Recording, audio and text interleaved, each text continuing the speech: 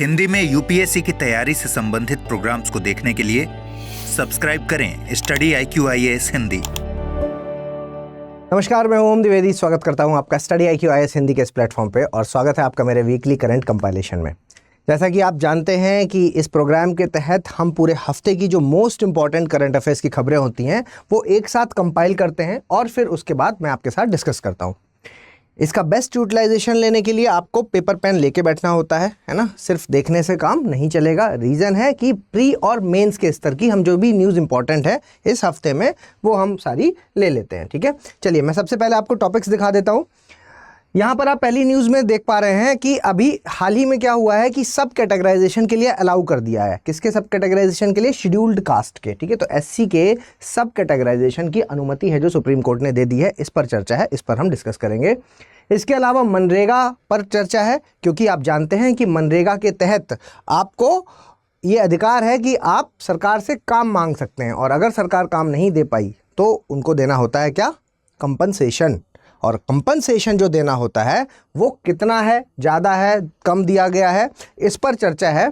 क्योंकि ये बात आप समझ पा रहे होंगे कि कम दिया है तो यानी कि कम दिया है अगर कंपनसेशन, तो इसका मतलब ये हुआ कि जिन्होंने भी जॉब मांगी उनको सबको जॉब दे दी। ठीक है, और अगर ज़्यादा देना पड़ा तो यानी कि जॉब नहीं दे पाए। ठीक है, तो इस पर पूरी चर्चा करेंगे। $30 ट्रिलियन की अर्थव्यवस्था, हमारी अर्थव्यवस्था इस वक्त हम ऑलरेडी 5th नंबर पर हैं, 3rd नंबर पे पहुंचने वाले हैं। ठीक है, तो उसी को लेकर के है कि अब हमें $30 ट्रिलियन की इकोनॉमी बनना है, तो उसके लिए क्या क्या प्रयास करने होंगे। इसके अलावा LTCG टैक्स को लेकर के प्रावधानों में कुछ बदलाव हुए हैं, क्योंकि काफ़ी ज़्यादा टैक्स को लेकर मिडिल क्लास सेक्टर ने सरकार के ऊपर सवाल खड़े किए, तो उसको लेकर के कुछ बदलाव हुए हैं, वो देखेंगे। सुक्रालोस है जो एक स्टडी हुई है जिसने बताया कि सुक्रालोस है जो वो सेफ़ है, लेकिन WHO कहता है कि वो सेफ़ नहीं है। इस पर डिस्कस करेंगे। ये राष्ट्रीय विज्ञान पुरस्कार, ठीक है, कार्यक्रम नहीं होगा, राष्ट्रीय विज्ञान पुरस्कार हैं जो वो अभी हाल ही में दिए गए हैं। तो किसको दिया, कितने दिए, ये प्री के पॉइंट ऑफ व्यू से इंपॉर्टेंट हो जाता है। इसके अलावा हिंद महासागर जो इंडियन ओशियन है हमारा, उसमें जो 3 संरचनाएं हैं उन 3 संरचनाओं के नाम है जो वो प्रपोज किए गए हैं। क्या है? अशोक, चंद्रगुप्त और कल्पतरु। तो ये क्या होते हैं? क्वेश्चन पूछा जा सकता है कि ये जो संरचनाएं हैं वो क्या होती हैं, उस पर हम पूरा डिस्कस करेंगे।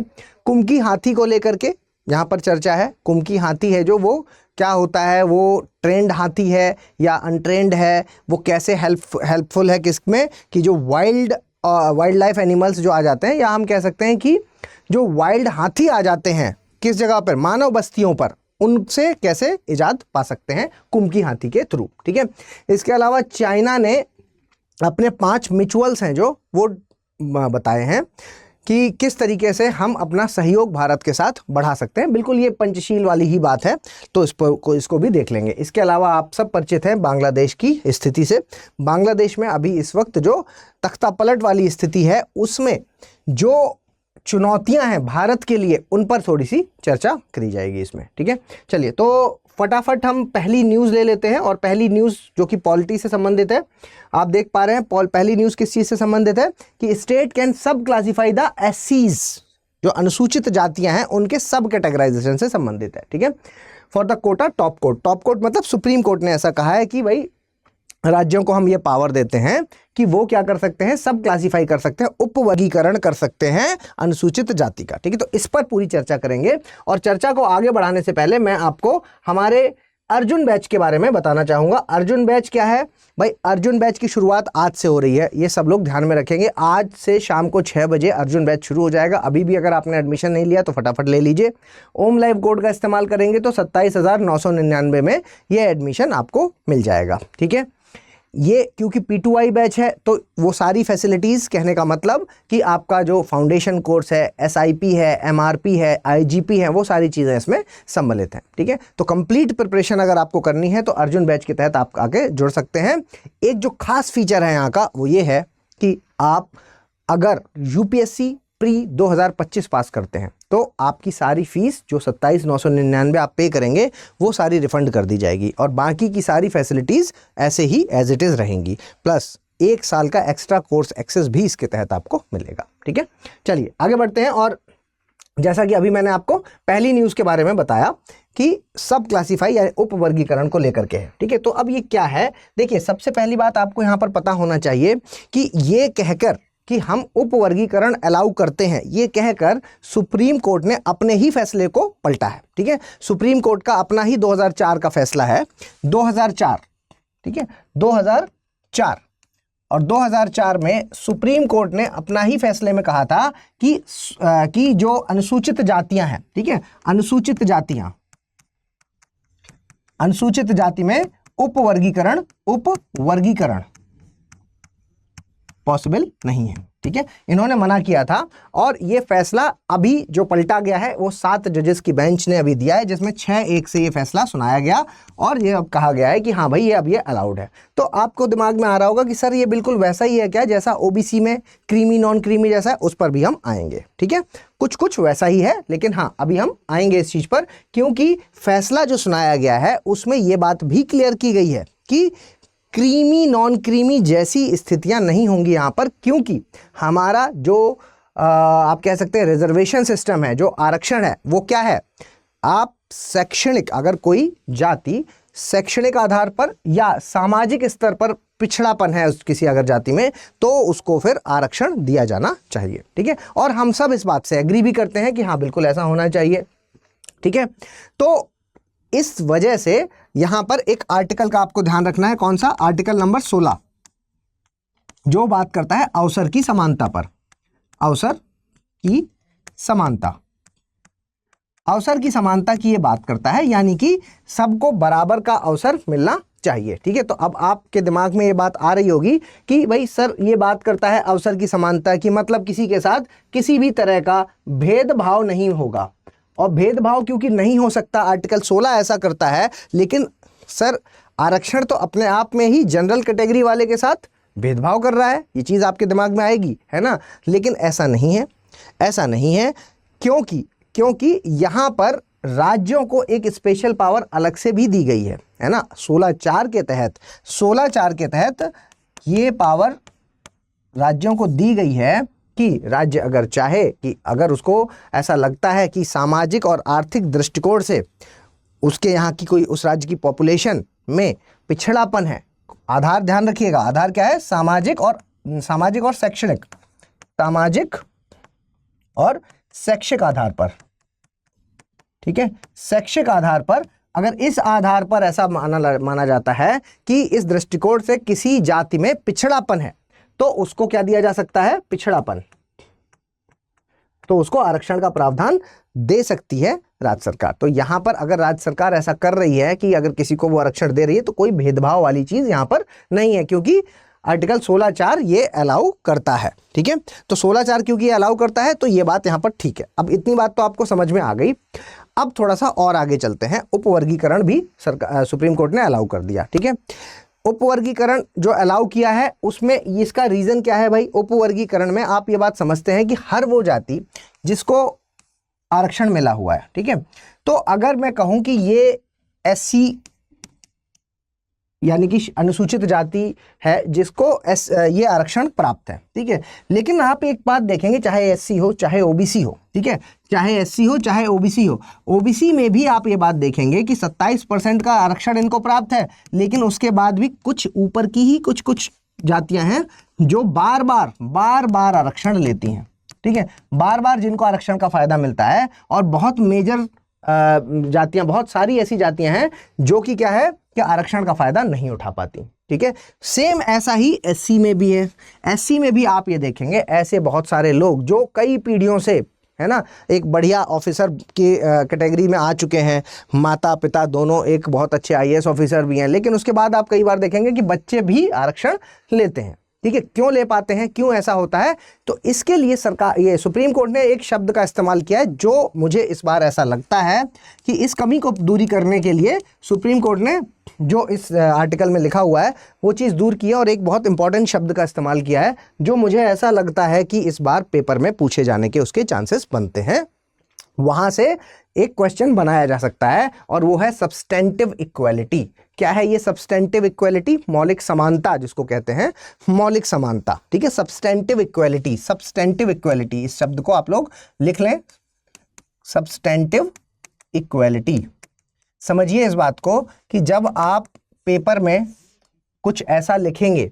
भाई देखो ये सब चीज़ें अलग से आपको कभी भी स्टैटिक पोर्शन में नहीं पढ़ाई जाती हैं, चीज़ें वही हैं लेकिन शब्दावली थोड़ी सी अलग हो जाती है, स्टैटिक पोर्शन में नहीं आती, लेकिन जब अखबार में आती हैं और वहाँ से क्वेश्चन फ्रेम हो जाता है तो फिर क्या है, ये एक डिफरेंस क्रिएट कर देता है। ठीक है, तो सब्सटेंटिव इक्वालिटी के बारे में कहा है।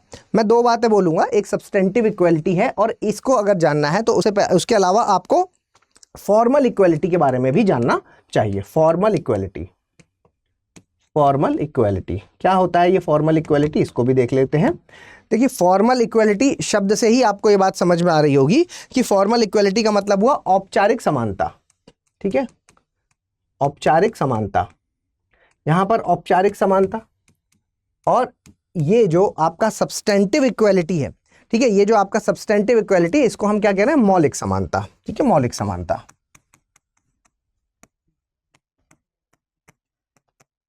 ठीक है, ये हो गया आपका मौलिक समानता। देखो डिफरेंस इसमें वही वाला है जो आप लोग हमेशा आर्टिकल 21 के तहत जो एक चीज़ जो हमेशा आर्टिकल 14 में आपको हमेशा एक चीज़ पढ़ाई जाती है कि इक्वालिटी बिफोर लॉ और इक्वल प्रोटेक्शन ऑफ लॉ।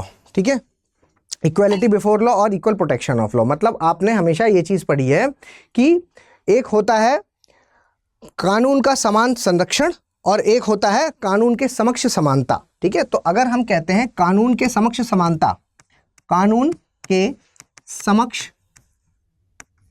समक्ष समानता,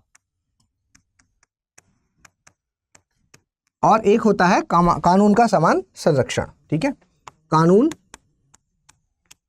का समान संरक्षण।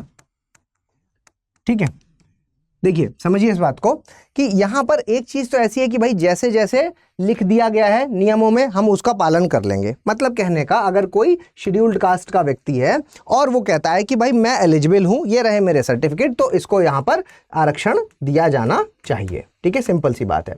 लेकिन ये वाली बात है जो सब्सटेंटिव इक्वालिटी है वो क्या कहती है, वो ये भी कहती है कि हमें ये भी चेक करना होगा कि अगर कोई एससी है, ठीक है, और वो नियमों के तहत आ भी रहा है, नियमों में आ रहा है, ठीक है, नियमों में आ भी रहा है, तो भी उसको हमें ये देखना पड़ेगा कि क्या ऐसा है क्या कि पिछली कई पीढ़ियों से ये ले रहा है ना, कई पीढ़ियों से ये आरक्षण ले रहा है। तो अगर ऐसा है कि अब इसको जरूरत नहीं है तो दूसरों को मौका मिलना चाहिए, क्योंकि इसी गोले में से है ना, ये जो एक शेड्यूल अनुसूचित जाति का जो गोला है, इसमें सिर्फ एक सेक्शन है, वो ही बार बार इसका उपयोग कर रहा है। तो ये वाला जो सेक्शन जो अछूता रह गया है, इसको भी इसका मौका मिलना चाहिए। तो इसलिए यहाँ पर क्या है कि भाई सब्सटेंटिव इक्वालिटी का नाम लिया कि सब्सटेंटिव इक्वालिटी के तहत हमें यहाँ पर ध्यान देना चाहिए कि इस भाई कानून का संरक्षण करना भी यहाँ पर जरूरी है। और यहाँ पर ये ध्यान देने की जरूरत है कि सबको बराबर का प्रावधान यहाँ पर होना चाहिए, सबको बराबर की समानता मिलनी चाहिए। और क्योंकि यहाँ पर नियमों में तो आ रहे हैं, कागजों में सब कुछ सही है, लेकिन ये भी चेक करना होगा कि ऐसा तो नहीं कि इनके आरक्षण लेने से कोई है जो अछूता रह जाए, इस आरक्षण का प्रावधान न मिल पाए। ठीक है, तो ये वाली चीज़ यहाँ पर कही जा रही है। ठीक है, तो ये पॉइंट अगर आपको समझ में आया है तो फिर और आगे बढ़ते हैं। इसके अलावा आपको यहाँ पर यह भी ध्यान देना होगा कि सुप्रीम कोर्ट ने इंदिरा साहनी केस के बारे में भी चर्चा की है। इंदिरा साहनी केस, ठीक है, इंदिरा साहनी केस, जो इंदिरा साहनी का केस है, बेसिकली ये वही केस है कि क्योंकि हमेशा आप लोगों ने देखा, देखो इसलिए भी इंपॉर्टेंट हो जाता है ये सेक्शन, ये वाला जो आर्टिकल है, क्योंकि अभी आप लोग आरक्षण को लेकर के आप लोगों ने कई आरक्षण, ठीक है, मराठा आरक्षण है जो वो चर्चा में रहा, ठीक है, मराठा आरक्षण चर्चा में रहा। कर्नाटका में प्राइवेट मेंबर को प्राइवेट सेक्टर में आरक्षण के बारे में बात की गई, ठीक है, कर्नाटक में प्राइवेट में। हरियाणा वाला मैटर अभी सुप्रीम कोर्ट के पास है प्राइवेट सेक्टर को लेकर के, ठीक है। इसके अलावा बिहार में, ठीक है, बिहार में तो अभी रिसेंटली आरक्षण को लेकर के काफ़ी ज़्यादा चर्चा रही है। तो यहाँ से क्वेश्चन पूछे जाने के चांसेस बनते हैं। और हर बार एक जो कॉमन आप कह सकते हैं केस है जिसका जिक्र हर बार हुआ है, वो है इंदिरा साहनी केस 1992, ठीक है, 1992 का ये केस जो कि भारत यूनियन ऑफ इंडिया के अगेंस्ट हुआ था। तो उसमें दो पॉइंट हैं जो आपको हमेशा याद रखने हैं। एक पॉइंट यहाँ पर ये फाइनल हुआ था कि 50% की सुप्रीम कोर्ट ने लिमिट है जो वो तय कर दी थी। भाई ये लिमिट तय कर दी थी कि 50% से ऊपर आरक्षण नहीं जा सकता। हालांकि इस बात पे भी डिबेट है कि ये जो 50% की लिमिट है ये आज के समय पे वैलिड है या नहीं है, अभी ठीक है या नहीं है। तो हम कह सकते हैं कि हाँ ये अभी वैलिड मानी जाएगी। इसलिए वैलिड मानी जाएगी क्योंकि कई बार अभी रिसेंटली जो मराठा आरक्षण है वहां पर भी सरकार ने इसी लिमिट को देखते हुए मराठा आरक्षण को खारिज किया था। ठीक है, बिहार वाला जो आरक्षण है जिसमें वो 65% दे दिया उन्होंने, उसमें भी उन्होंने इसी केस का जिक्र करते हुए इसको खारिज किया। तो ये तो हम कह सकते हैं कि ये अभी वैलिड है। ठीक है, तो 50% की लिमिट बनाई गई है।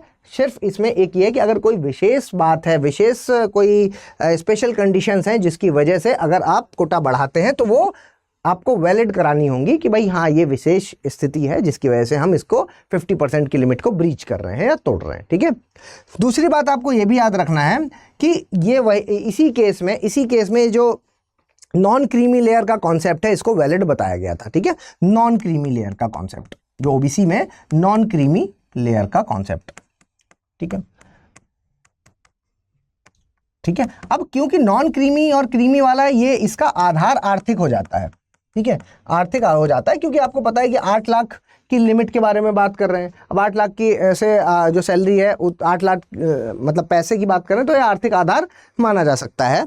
लेकिन यहाँ पर इस वाले केस में जो कि अनुसूचित जातियों से संबंधित है उसमें हमारी जो उच्चतम न्यायालय है उसने साफ कर दिया है कि यहाँ पर हम राज्यों को, ठीक है, हम राज्यों को अनुसूचित जाति पे सब कैटेगराइजेशन की अथॉरिटी तो दे रहे हैं, सब कैटेगराइजेशन, ठीक है, लेकिन कैटेगराइजेशन, ठीक है, तो दे रहे हैं, लेकिन उपवर्गीकरण की वो तो दे रहे हैं, लेकिन यहाँ पर क्रीमी और नॉन क्रीमी जैसा प्रावधान नहीं चलेगा। और क्योंकि ये आर्थिक आधार है तो यहाँ पर कुछ और आधार यहाँ पर बनाने होंगे। आधार है जो वो क्या होना चाहिए, सामाजिक और शैक्षिक पिछड़ापन। ठीक है, ये ही आधार हो सकता है, शैक्षिक पिछड़ापन ही आधार हो सकता है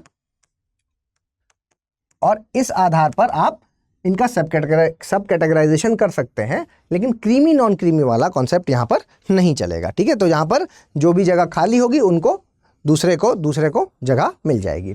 तो ये बात आप समझ पा रहे हैं। तो ये जो अभी हाल ही का रिसेंट का जो निर्णय है ये काफ़ी ज़्यादा इंपॉर्टेंट है और क्वेश्चन पूछे जाने की पूरी चांसेस हैं यहाँ पर। ठीक है, चलिए इकोनॉमी से एक देख लेते हैं मनरेगा को लेकर के। मनरेगा को लेकर के है states fall behind in paying the unemployment aid. ठीक है, तो पहले आप मनरेगा समझिए थोड़ा सा। देखो मनरेगा की हम बात करें, मनरेगा की अगर हम बात करते हैं तो आप ये समझिए कि 2005 में जब ये नियम बना तो इसके तहत क्या था कि अगर कोई व्यक्ति 18 साल से ऊपर का है, ठीक है, और वो वोटर लिस्ट में उसका नाम आ गया है, वोटर लिस्ट में उसका नाम है, ठीक है, क्योंकि ये रूरल ग्रामीण क्षेत्र की योजना है तो ग्रामीण भी लिख लीजिए, ग्रामीण क्षेत्र का है।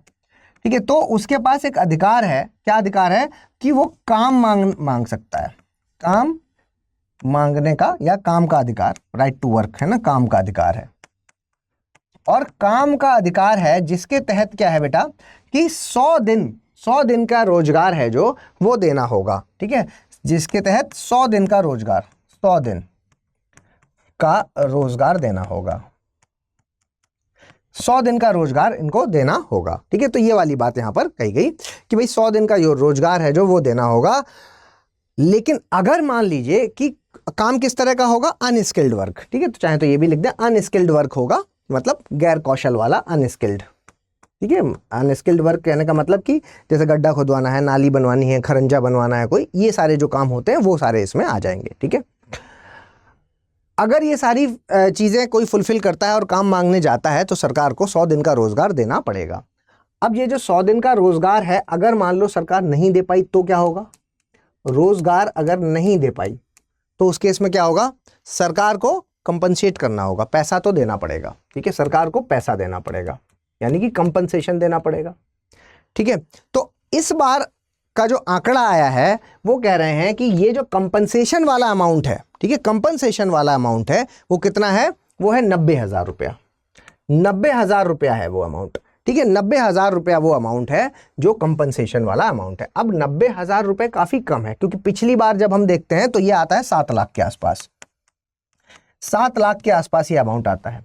अभी 90,000, तो क्या निकलता है यहां से? देखो, एक तो ये बात निकलती है कि या तो ये हो सकता है कि जितने लोग नौकरी मांगने आए सबको नौकरी दे दी, ठीक है, सबको काम मिला, ठीक है, सबको काम मिला। तो जब काम मिल गया सबको तो फिर काहे बात का कंपनसेशन, ठीक। दूसरा ये हो सकता है कि जो लोग काम मांगने आए उनको काम भी नहीं मिला और उनका नाम भी दर्ज नहीं किया गया, ठीक है, काम भी नहीं मिला, काम नहीं और नाम नहीं, नाम भी दर्ज नहीं किया गया। तो यही दो बात निकल के आती है कि भाई पहले 7 लाख था, अब 90,000 बचा। क्या सरकार ने सबको काम दे दिया जो मांगने आया? भाई काम अगर दे दिया है तो फिर कंपनसेशन जैसी कोई बात ही नहीं उठती, लेकिन क्योंकि काम नहीं दिया तो फिर उस केस में कंपनसेशन की बात उठेगी। तो एक यहां पर प्रावधान क्या है कि सिर्फ और सिर्फ उनको ही वैलिड माना जाएगा कि काम मांगने कौन आया, काम मांगने कौन आया, ये कैसे पता चलेगा? तो ये सिर्फ सरकार उनको ही वैलिड मानेगी जो रजिस्टर्ड होंगे वेबसाइट पर, जिनका नाम दर्ज होगा, जो वेबसाइट पर जिनका नाम दर्ज होगा, ठीक है, वेबसाइट पर जिनका नाम दर्ज है, लिखा है, उनको तो मानेगी कि हाँ ये आए हैं काम मांगने के लिए, बाकी नहीं है, ठीक है।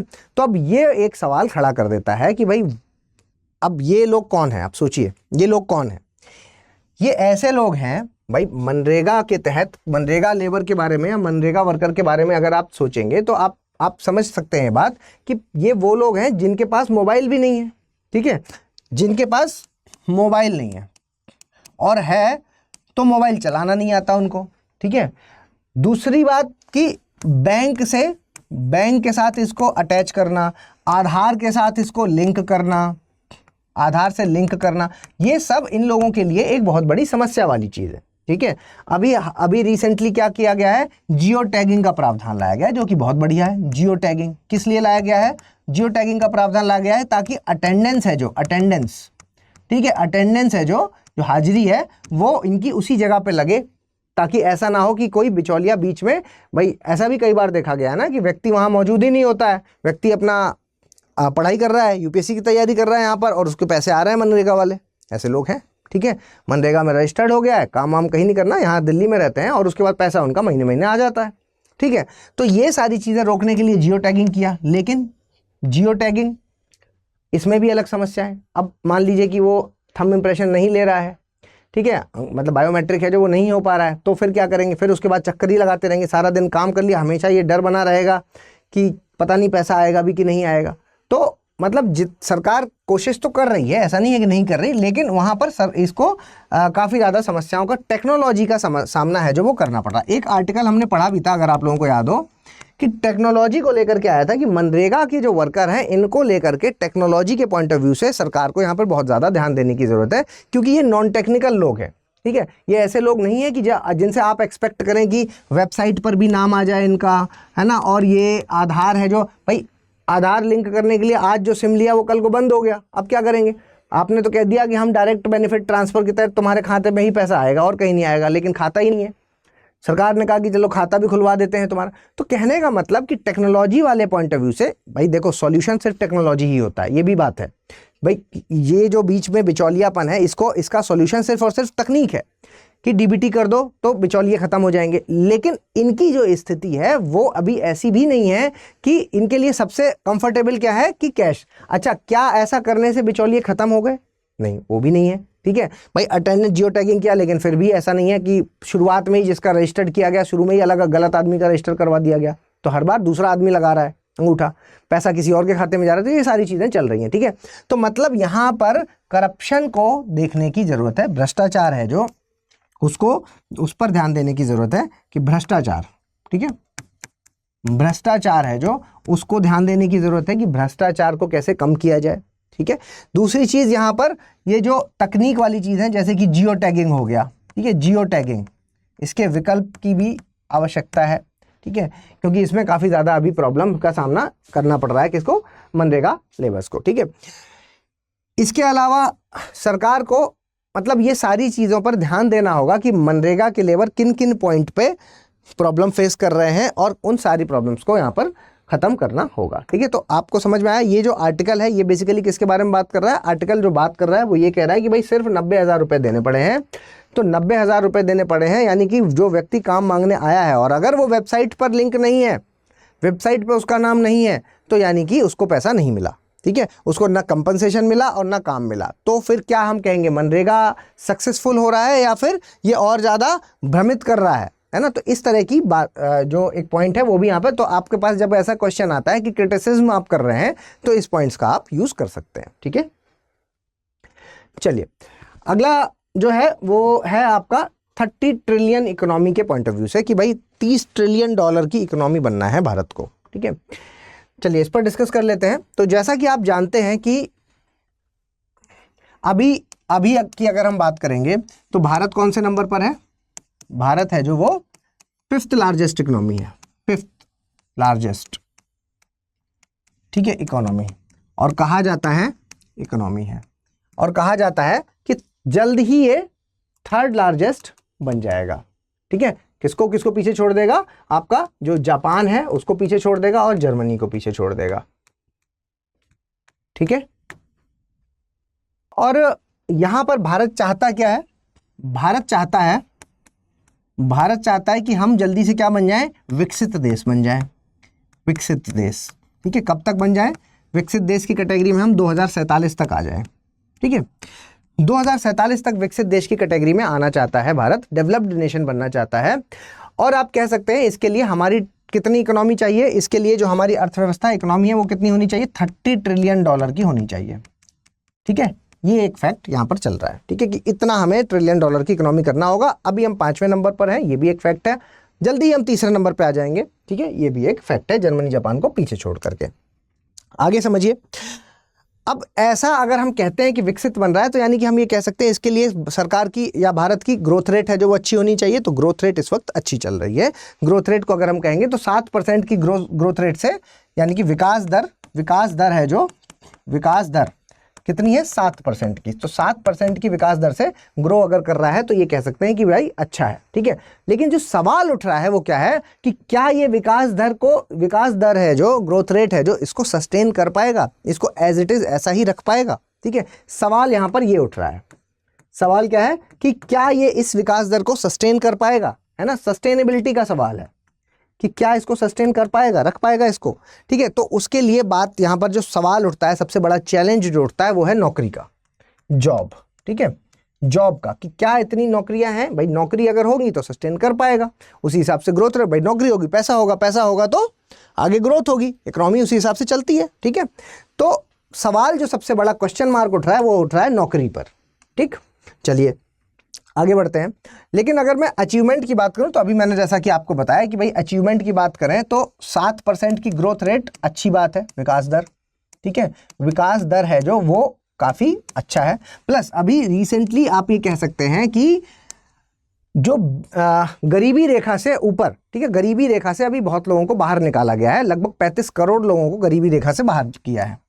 गरीबी रेखा, ठीक है, गरीबी रेखा से बाहर किसको किया? 35 करोड़ लोगों को।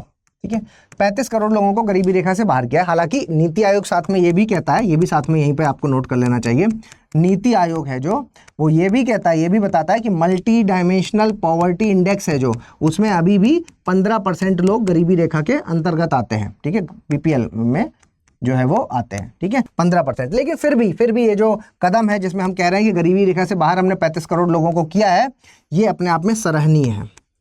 ठीक है, सराहनीय है। ठीक है, सराहनीय है, मतलब यहाँ पर आपको प्रेज करना होगा कि हाँ ये अच्छा काम सरकार ने किया है। ठीक है, लेकिन फिर भी इसके अलावा भी हम इतने लंबे समय तक क्या इन सब लोगों को जॉब दे पाएंगे? ये चैलेंज अभी भी बना हुआ है। ठीक है, जॉब का चैलेंज बना हुआ है। तो देखिए अभी अगर मैं जॉब वाली बात करूं तो जितने लोग नौकरी करते हैं, ठीक है, जितने लोग नौकरी करते हैं उसमें अगर हम देखेंगे तो 45% लोग हैं जो वो किससे जुड़े हुए हैं? एग्रीकल्चर और अलाइड सेक्टर से। ठीक है, 45% नौकरियों में अगर हम देखें तो 45%, 45% लोग हैं जो वो किससे जुड़े हुए हैं? आपके एग्रीकल्चर और अलाइड सेक्टर से। ठीक है। अलाइड सेक्टर का मतलब क्या आ जाएगा इसमें, मत्स्य पालन, मुर्गी पालन, ये सारी चीजें इसमें आ जाएंगी। ठीक है, तो अलाइड सेक्टर, और मतलब मैं जॉब की बात कर रहा हूँ जो एग्रीकल्चर लैंड्स में जॉब करते हैं। एक तो लैंडलॉर्ड हो गए है ना, जो जॉब नहीं कर रहे हैं, लेकिन जो लोग जॉब कर रहे हैं, जो डिपेंडेंट है, उनकी बात करें तो अगर जॉब वालों को सबको एक साथ देखेंगे तो 45% लोग आपको कहाँ दिखेंगे, एग्रीकल्चर और अलाइड सेक्टर में दिखेंगे। ठीक है, तो क्योंकि इतने ज़्यादा लोग हैं इसमें, लेकिन अगर आप विकसित देश को देखेंगे, क्योंकि हमारा एम क्या है, विकसित बनना, और अगर आप विकसित देश की बात करते हैं तो विकसित देश में ये आंकड़ा कितना होना चाहिए, कितना होता है विकसित देश में, अगर देखेंगे तो ये आंकड़ा 1, 2, 3, मैक्सिमम 4% ले लो आप। ठीक है, 1%, 2% या आप 4% से ऊपर ये आंकड़ा नहीं होता। ठीक है, हमारे यहाँ है 45%। अब बात आती है कि इनको बाहर निकालना होगा। जब मैं कह रहा हूं कि जॉब का सवाल है तो सवाल ये भी उठता है सस्टेनेबिलिटी का, कि क्या हम सस्टेन कर पाएंगे। तो अगर हम सस्टेन कर पाएंगे वाली बात उठती है तो सबसे पहले टारगेट कौन होता है, टारगेट आएगा ये लोग, कि भाई इनको जो एग्रीकल्चर सेक्टर में है इनको बाहर निकाल करके आप दूसरे सेक्टर में लेके आओ। तो कौन है जिसके पास इतनी क्षमता है जो इतने लोगों को खपा लेगा, आप बताइए। क्या ये 45% है जो ये सर्विस सेक्टर में आ सकते हैं, सर्विस सेक्टर में, सेवा क्षेत्र में, सेवा क्षेत्र में आ सकते हैं? सेवा क्षेत्र में नहीं आ सकते। क्यों? क्योंकि सेवा क्षेत्र में चाहिए होता है कौशल, हाई लेवल का कौशल। ठीक है, और ये कौन है, एग्रीकल्चर या अलाइड सेक्टर में काम करने वाले लोग। तो ये इनके पास उतना कौशल नहीं है कि ये वहां पर आ जाए। ठीक है, तो इसलिए आप जो दूसरा सेक्टर पर बचता है वो है आपका मैन्युफैक्चरिंग सेक्टर, या आप कह सकते हैं विनिर्माण वाला क्षेत्र। विनिर्माण वाला जो क्षेत्र है ये एक सेक्टर है जिसके पास क्या है कि क्षमता है कि वो ज़्यादा से ज़्यादा लोगों को अपने इस सेक्टर में इंक्लूड कर सकता है। ठीक है, मैन्युफैक्चरिंग वाला सेक्टर है जो इसमें यहाँ पर है, क्योंकि ये लोग हैं जो, मतलब आप ये मान के चलिए विनिर्माण क्षेत्र की अगर हम बात करें तो यहाँ पर हर तरह की इंडस्ट्रीज़, हर तरह की के काम होते हैं, या कम कौशल वाले काम भी यहाँ पर मौजूद हैं। तो ये लोग इसमें समा जाएंगे, ना कि सर्विस सेक्टर में। दूसरा पॉइंट जो यहाँ पर कह रहे हैं, तो एक तो ये कि इनको निकाल करके यहाँ लेके आओ। दूसरी पॉइंट यहाँ पर ये जो कहा जा रहा है आर्टिकल में, वो ये बताया जा रहा है कि महिलाओं की अगर हम बात करते हैं तो देखो पहली बार ऐसा हुआ है कि महिलाओं का जो आप कह सकते हैं कि फीमेल लेबर फोर्स पार्टिसिपेशन है, फीमेल का जो लेबर फोर्स पार्टिसिपेशन है। ठीक है, फीमेल्स का लेबर फोर्स पार्टिसिपेशन का मतलब जो काम करने वाली महिलाएं हैं उनकी बात कर रहे हैं यहाँ पर, जो नौकरी करने वाले हैं। तो लेबर फोर्स पार्टिसिपेशन में बहुत तेजी से ग्रोथ देखने को मिली है। हमेशा ये यहाँ पर 20-22% के आसपास रहता था। इस समय अभी अगर आप देखेंगे तो ये लगभग 35-37% के आसपास आ चुका है। ठीक है, तो 37% के आसपास ही आ चुका है। हालांकि आप ये कहेंगे सर विकसित देश में 50% है, तो बिल्कुल सही बात है, लेकिन ये वो पार्ट है जिसमें ग्रोथ की एक्सपेक्टेशन की जा सकती है। ठीक है, ग्रोथ की एक्सपेक्टेशन यहां से की जा सकती है, क्योंकि 37% से 50% तक इसको लाया जा सकता है। ठीक है, तो ये दो ऐसे पार्ट होंगे जहां पर क्या है कि हम जिससे तेजी से ग्रोथ कर सकते हैं। ठीक है, तेजी से ग्रोथ कर सकते हैं, ये वाली बात। ठीक है, इसके अलावा क्योंकि विनिर्माण क्षेत्र की बात की, तो विनिर्माण क्षेत्र में फोकस किसको करने को कह रहे हैं, लो skill export oriented manufacturing companies को कह रहे हैं। मतलब कि लो स्किल मतलब कि जिनके पास कम कौशल वाली ऐसी कंपनीज जो जहां पर कौशल की कमी, कम कौशल से काम बन जाएगा। ठीक है, लो स्किल एक्सपोर्ट ओरिएंटेड, जो कि निर्यात से रिलेटेड हो, निर्यात। ठीक है, उसमें ये काम है जो वो काफ़ी ज़्यादा अपॉर्चुनिटीज़ रहेंगी, तो इसको हम टारगेट कर सकते हैं। ठीक है, इनको सबको वहाँ पर शिफ्ट करना होगा। इवन यहाँ पर ये भी कहा जाता है कि अभी अगर सरकार को देखेंगे तो सरकार मैक्सिमम PLI स्कीम्स हैं जो, है ना, PLI वाले हैं जो योजनाएं, मतलब प्रोडक्शन लिंक इंसेंटिव इसके तहत होता है कि जब ज़्यादा प्रोडक्शन करते हैं तो उसमें क्या है, आपको इंसेंटिव दिया जाता है, तो उस पर फोकस कर रही है। अभी सरकार है जो, उस सरकार का फोकस मेक इन इंडिया पर है, मेक इन इंडिया। ठीक है, इसके अलावा आप कह सकते हो कि सरकार है जो सेमीकंडक्टर है जो इस पर फोकस कर रही है। ठीक है, इन पर फोकस कर रही है तो वो ठीक है, लेकिन आपको सबसे जो इंपॉर्टेंट बात कही जा रही है वो कही जा रही है MSME के लिए। ठीक है, MSME सेक्टर पर आपको फोकस करने की जरूरत है, और इसके पीछे का लॉजिक क्या है, MSME। और MSME सेक्टर ये एक ऐसा सेक्टर है जिसके पास क्या है, काफ़ी ज़्यादा क्षमता है। तो अगर हम इसके योगदान की बात करते हैं तो बेटा ये 48% एक्सपोर्ट में योगदान देता है। कितना? 48% एक्सपोर्ट में, निर्यात में। ठीक है, एक्सपोर्ट में इसका योगदान है। इसके अलावा ये 30% GDP में योगदान दे रहा है, 30% GDP में। और इसके अलावा लगभग 12-13 करोड़ इसने जॉब भी दे रखे हैं, 12-13 करोड़, ठीक है, 12-13 करोड़ लोगों को नौकरी दे रखी है, नौकरी, ठीक है, रोजगार आप कह सकते हैं, रोजगार दिया है। तो क्योंकि ये वो सेक्टर है जो काफी अच्छा परफॉर्म कर रहा है, तो इस पर हमें फोकस करने की जरूरत है अगर हम चाहते हैं कि हमें विकसित देश बनना है, 2047 तक बनना है, तो ग्रोथ को हमें लगातार मेंटेन करके रखना होगा, सस्टेन करके रखना होगा। और क्योंकि ग्रोथ को सस्टेन करना होगा तो हमें फोकस किस पर करना है, उन लोगों को जो कि कृषि और अलाइड सेक्टर में 45% लोग वहां पर जो ब्लॉक्ड हैं। भाई देखो कृषि में क्या होता है, अब मान लीजिए कि इतना बड़ा खेत है, इसमें 2 लोगों की ज़रूरत है, 2 लोग आराम से कर सकते हैं, लेकिन आप देखेंगे गांव वगैरह में जाकर के तो इसी खेत में 5 लोग काम कर रहे हैं, डिस्गाइज्ड अनएम्प्लॉयमेंट बोलते हैं इसको, ठीक है। तो अब 2 से ही काम कर सकते थे, बच्चे 3 तो एक्स्ट्रा काम कर रहे हैं ना, ज़बरदस्ती इसी में योगदान दे रहे हैं, है ना, और फील कर रहे हैं कि हम नौकरी कर रहे हैं लेकिन या काम कर रहे हैं, तो इससे बेटर है कि वो 3 लोग कोई ऐसा काम करें जिससे कि हमारी अर्थव्यवस्था को फायदा हो, ठीक है। तो वही चीज़ यहाँ पर समझाने की कोशिश की गई है, ठीक है। चलिए आगे बढ़ते हैं और LTCG टैक्स के बारे में देख लेते हैं कि लोकसभा में finance bill amends the provision of LTCG tax, ठीक है। तो प्रोविजन में कुछ बदलाव किए हैं सरकार ने, क्योंकि इस बार जब बजट आया तो बजट में एक चीज़ जो थी, बजट में सबसे ज़्यादा जो परेशानी हुई वो किसको हुई, वो हुई मिडिल क्लास वाले को, ठीक है। मिडिल क्लास वाला उम्मीद कर रहा था कुछ बेहतर मिलेगा, लेकिन टैक्स स्लैब कई सारे हो गए। और दूसरी बात यहाँ पर जो मिडिल क्लास अभी अभी किस में आया था, शेयर मार्केट वगैरह में डालना शुरू किया था। अभी है ना FD वगैरह का कॉन्सेप्ट थोड़ा पुराना सा हो गया, तो FD वगैरह अपना खुला करके लोग अब middle class sector share market में आना शुरू किया उसने, शेयर मार्केट, ठीक है। शेयर मार्केट वगैरह में, म्यूचुअल फंड्स वगैरह में, इन सब में, रियल एस्टेट सेक्टर में, इन चीज़ों में अब उसने आना शुरू किया, ठीक है। यहाँ पर क्या होता है, 2 चीज़ें, एक कैपिटल गेन टैक्स की बात हो रही है, LTCG मतलब LTCG long term capital gain, ठीक है। तो long term capital gain tax के बारे में बात हो रही है। अब ये है क्या चीज़, पहले तो लॉन्ग है तो कुछ शॉर्ट भी होगा, तो समझ लीजिए पहले। यहाँ पर ये है कि कहा जा रहा है कि कैपिटल गेन का मतलब है कि अगर मैंने कोई आय है, मान लीजिए 100 रुपये है, 100 रुपये का मैंने कोई चीज़ खरीदा और उसको मैंने 1 साल के भीतर 150 रुपये में बेच दिया, 150 रुपये में बेच दिया, कितने में, 1 साल के भीतर। तो यहां पर आप कह सकते हैं कि सर आपने 50 रुपये कमा लिए, तो ये जो 50 रुपये कमाए हैं इस पर क्या देना होगा, ये कैपिटल पर गेन हुआ है, गेन, ठीक है। तो ये हो गया आपका कैपिटल गेन टैक्स। लेकिन अगर मैं कह रहा हूं 1 साल के भीतर तो मैं इसे कहूंगा शॉर्ट टर्म कैपिटल गेन, तो मैं इसे कहूंगा शॉर्ट टर्म कैपिटल गेन, और इस पर मेरा लगेगा टैक्स, ठीक है। Short term capital gain tax लगेगा।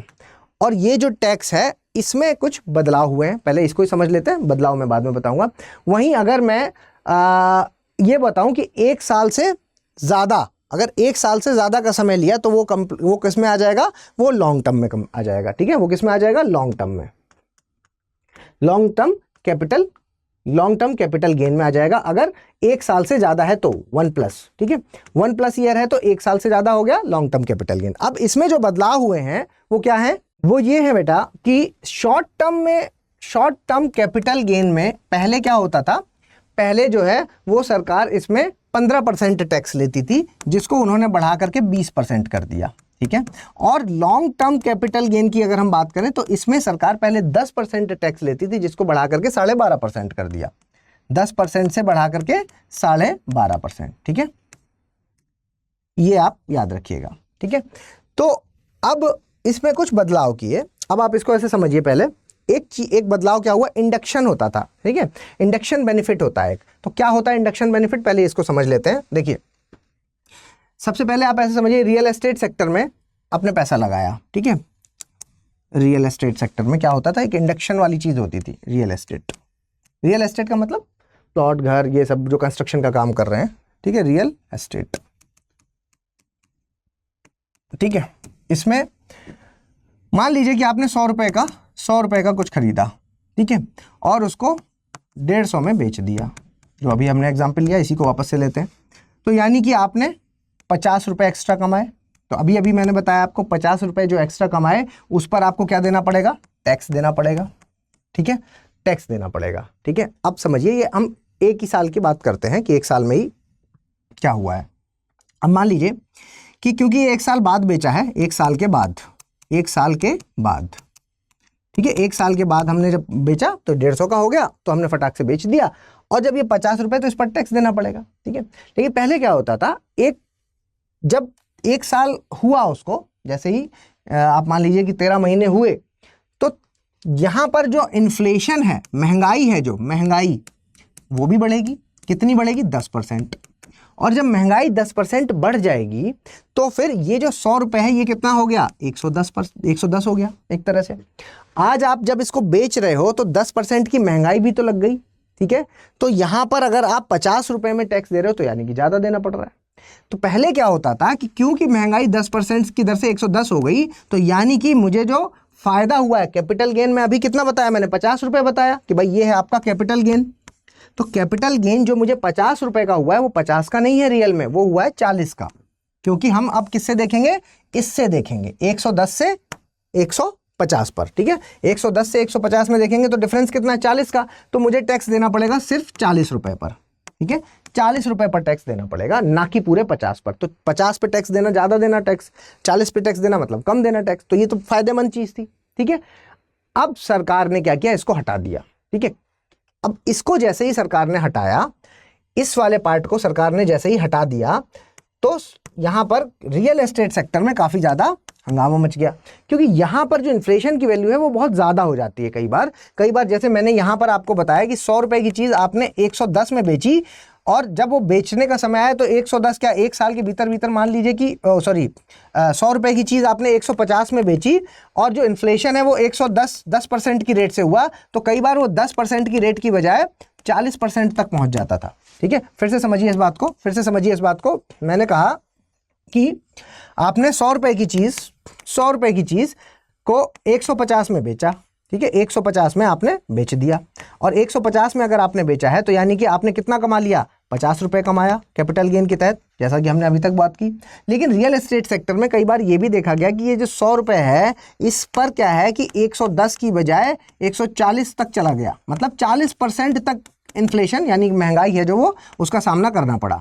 तो महंगाई का सामना जब 40% तक करना पड़ा तो ये 140 हो गया, और बेचा है 150 पर। ठीक है, तो जो फायदा कमाया है ये 50 का नहीं कमाया है। ठीक है, तो फायदा सिर्फ 10 का कमाया है। तो टैक्स किस पर देना पड़ेगा? इस 10 पर देना पड़ेगा। ठीक है, 10 पर टैक्स लगेगा, ना कि इस 50 पर लगेगा। ठीक है, ना कि इस 50 पर लगेगा। तो क्योंकि टैक्स 10 पर ही लग रहा है, ठीक है, तो फिर ये तो फायदेमंद चीज थी। अब ये पार्ट हटा दिया गया, तो इसलिए यहां पर काफी ज्यादा इस पर विवाद हुआ। सरकार ने इस चीज को चेंज कर लिया। सरकार ने कहा कि ठीक है, हम इसको करेक्ट करते हैं, ठीक करते हैं। ठीक है, तो सरकार ने यहां पर दोनों ऑप्शन दिए कि नया वाला पुराना वाला दोनों वैलिड कर देते हैं। सरकार ने क्या किया? सरकार ने कहा कि एक काम करो, आप एक तो इंडक्शन है, जो इंडक्शन का बेनिफिट है वो ले लो, इंडक्शन का बेनिफिट ले लो, कोई दिक्कत नहीं है। लेकिन टैक्स हमें दे दो कितना? टैक्स हमें दे दो 20%। सरकार ने कहा एक सिनेरियो आपके लिए, एक ऑप्शन ये दे रहे हैं। दूसरा उन्होंने कहा कि एक काम करो कि हमें टैक्स है जो वो दे दो तुम 12.5%, 12.5%, और इंडक्शन सब खत्म करो, इंडक्शन है जो वो खत्म करो।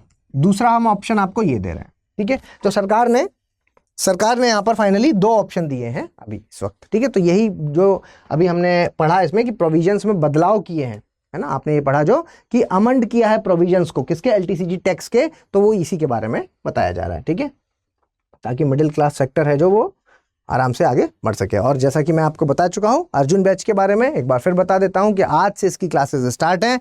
फटाफट होम लाइव कोड का इस्तेमाल करके 27,999 में ये एडमिशन आप ले सकते हैं। P2I बैच है, तो मतलब आपकी सारी चीज़ें इसमें शामिल हैं। कहने का मतलब आपका foundation course, SIP, MRP, IGP, वो सब कुछ इसमें इंक्लूड है। प्लस आपके पैसे भी रिफंड हो जाएंगे अगर आप प्री 2025 पास करते हैं तो। ठीक है, चलिए साइंस एंड टेक पर आते हैं। और साइंस एंड टेक में अगला जो है वो हमारा सुक्रालोस को लेकर के है। आर्टिकल सुक्रालोस वाला, ये देखो एक स्टडी हुई है और ये क्या कहती है कि ये जो सुक्रालोस है ये सेफ है। ठीक है, सुक्रालोस है जो ये क्या है, ये सेफ माना जा रहा है सुक्रालोस, क्योंकि आपको पता है कि जो लोग शुगर के सब्स्टिट्यूट लेते हैं, ठीक है, शुगर के सब्स्टिट्यूट लेते हैं तो उसमें से सुक्रालोस, एस्पर्टेम, ये सब आपने नाम सुने होंगे। यहाँ पर मैं दिखाता हूँ आपको, ये सब नाम आपने सुने होंगे। एस्पर्टेम हो गया, सुक्रालोस हो गया, सक्रीन हो गया, ठीक है, ये सब आपने नाम सुने हैं। ठीक है, तो वही चीज़ है कि यहाँ पर सुक्रालोस को लेकर के स्टडी हुई है जो कह रही है कि सुक्रालोस सेफ है, जिन लोगों को डायबिटिक है वो इसका इस्तेमाल कर सकते हैं। ठीक है, तो इसी से रिलेटेड न्यूज़ है, आइए देखते हैं क्या है। तो यहां पर बेसिकली सुक्रालोस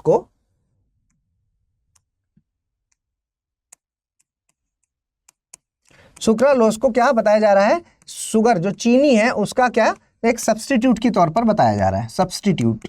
ठीक है, कि आप इसका इस्तेमाल कर सकते हैं, चीनी आप की जगह इसको खा सकते हैं। ठीक है, तो डायबिटिक पेशेंट है उनको तो काफ़ी हेल्प करेगी, ये भी कह रही है। जो आपके डायबिटीज़ वाले हैं इनको काफ़ी मदद मिलेगी, और क्योंकि इनको काफ़ी मदद मिलने वाली है तो इसकी तो बहुत बड़ी मतलब एक स्टडी ने एक बहुत फ़ायदा कर दिया। डायबिटिक वाले बड़े परेशान रहते हैं। ठीक है, लेकिन डायबिटिक पेशेंट्स को आप देखते हैं कि इंसुलिन है जो, वो इंसुलिन का मतलब उनकी बॉडी रेस्पॉन्ड नहीं करती, तो फिर इंजेक्शन लगाने पड़ते हैं, शॉट्स देने पड़ते हैं उनको, इंजेक्शन मतलब इंसुलिन के इंजेक्शन लगाने पड़ते हैं। ठीक है, तो बात ये है कि ये अगर हम सुक्रालोस की बात करते हैं तो सुक्रालोस है जो ये 600 गुना ज़्यादा मीठा होता है। ठीक है, 600 गुना ज़्यादा मीठा, शुगर या चीनी, प्लेन चीनी जो हम खाते हैं, चीनी से 600 गुना ज़्यादा मीठा होता है। और क्योंकि इस 600 गुना ज़्यादा मीठा होता है तो यानी कि आपको बहुत थोड़ा सा क्वांटिटी में, जहां आप 1 चम्मच शुगर नॉर्मली लेते हैं तो ये बहुत कम मतलब 1/4 चम्मच डालेंगे तो उससे काम हो जाएगा आपका। ठीक है, तो उतनी ही मिठास आपको मिल जाएगी। तो ये बात यहाँ पर कही जा रही है कि आसानी से आप इसका यूज़ कर सकते हैं। ठीक है, लेकिन इस आर्टिकल में तो कुछ नहीं, इसमें तो बस इतनी ही बात कही गई, लेकिन ये तो एक रिसर्च हो गई, लेकिन WHO ने भी रिसर्च की थी। ठीक है, तो क्योंकि जब ऐसा कुछ आता है तो पुरानी चीज़ों को भी साथ में आपको पढ़ना होता है। ठीक है, ऐसा नहीं है कि सिर्फ इसी के बेसिस पर काम चलेगा, क्योंकि जब आप लिखेंगे तो एग्जाम्पल की तरह ही इसको यूज़ करेंगे। ठीक है, तो साथ में WHO वाली बात भी आपको पता होनी चाहिए कि देखो WHO ने इसको लेकर के एक वार्निंग जारी की थी। ठीक है, वार्निंग, और क्या कहा था उन्होंने कहा था कि ये जो है ये जो सब्स्टिट्यूट के तौर पर हम जिनको सेफ मानते हैं, जिसमें सुक्रोज हो गया। ठीक है, सुक्रोज को हम हमेशा सेफ मानते हैं। ये क्या करते हैं, मतलब सुक्रोज तो ये हो गया जो चीनी में हम खाते हैं, ये तो सुक्रोज हो गया, लेकिन इसके जो ऑल्टरनेटिव्स हैं उनको हम सेफ मान लेते हैं। ठीक है, तो वो हमारे लिए क्या कर सकते हैं, हमारे इम्यून सिस्टम के रेस्पॉन्स को स्लो कर देते हैं। ठीक है, हमारे इम्यून सिस्टम को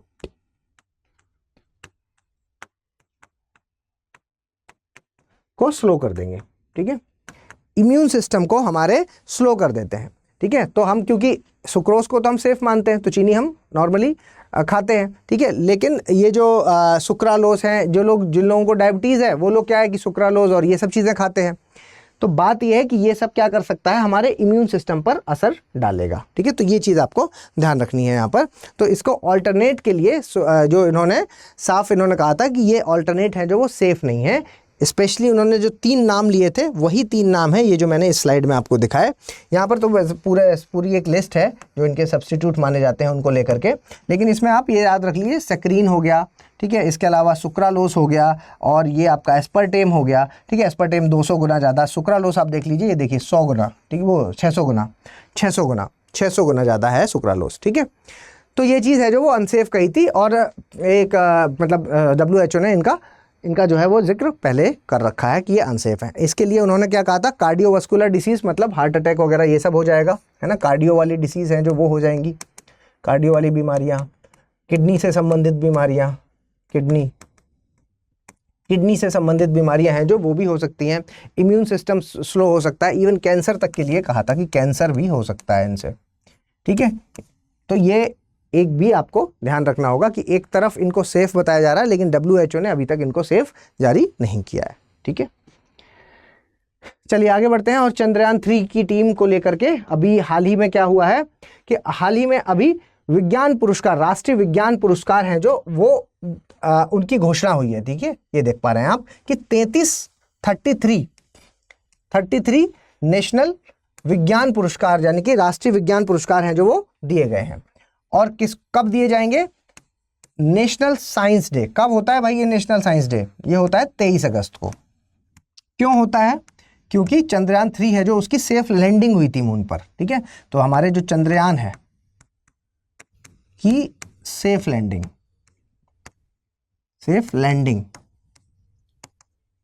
ठीक है, चंद्रयान की सेफ लैंडिंग हुई थी, इसकी वजह से इसको हम क्या बोलते हैं, नेशनल स्पेस डे बोलते हैं। ठीक है, नेशनल स्पेस डे बोलते हैं, अंतरिक्ष दिवस बोलते हैं, राष्ट्रीय अंतरिक्ष दिवस लिख लें आप, राष्ट्रीय अंतरिक्ष दिवस, अंतरिक्ष दिवस। ठीक है, तो राष्ट्रीय अंतरिक्ष दिवस बोलते हैं। और कब होता है, 23 अगस्त को। क्यों होता है, क्योंकि चंद्रयान 3 की सेफ लैंडिंग यहां पर हुई थी मून पर। ठीक है, तो इसलिए इसको मानते हैं। अब इन्होंने इस दिन के लिए 33 जो अवार्ड है उनकी घोषणा कर दी है। ठीक है, तो देखिए यहां पर आपको ये पता होना चाहिए कि ये जो पुरस्कार है ये कितनी कैटेगरीज में मिलता है। ठीक है, कितनी कैटेगरीज में मिलता है और इस बार किसको किसको मिला है। तो देखेंगे तो मैक्सिमम अगर मैं बताऊं तो मैक्सिमम 56 लोगों को मिल सकता है, मतलब 56 पुरस्कार मिल सकते हैं, मैक्सिमम 56 पुरस्कार मिल सकते हैं, जिसमें से 4 या 5 कैटेगरीज इसमें रखी गई हैं। क्या क्या रखी गई हैं, एक रखा गया विज्ञान रत्न, विज्ञान रत्न, दूसरा रखा गया है विज्ञान श्री, और तीसरा विज्ञान युवा। ठीक है, युवा, विज्ञान श्री और विज्ञान युवा, ये इतने रखे गए हैं, जिसमें से 3 अवार्ड यहां दिए जा सकते हैं, 25 अवार्ड यहां दिए जा सकते हैं और 25 अवार्ड यहां दिए जा सकते हैं। ठीक है, इसके अलावा एक और अवार्ड होता है शांति स्वरूप भटनागर पुरस्कार, वो भी इसी का पार्ट है, शांति स्वरूप। तो 1 ये हो गया, 2 ये हो गया, 3 ये हो गया, चौथी कैटेगरी क्या है, शांति स्वरूप भटनागर पुरस्कार। ये युवा साइंटिस्ट जो होते हैं उनको बढ़ावा देने के लिए दिया जाता है, शांति स्वरूप भटनागर। ठीक है, पुरस्कार, शांति स्वरूप भटनागर पुरस्कार है जो ये हो गया। और इसके अलावा एक होता है जो टीम को दिया जाता है। ठीक है, विज्ञान टीम,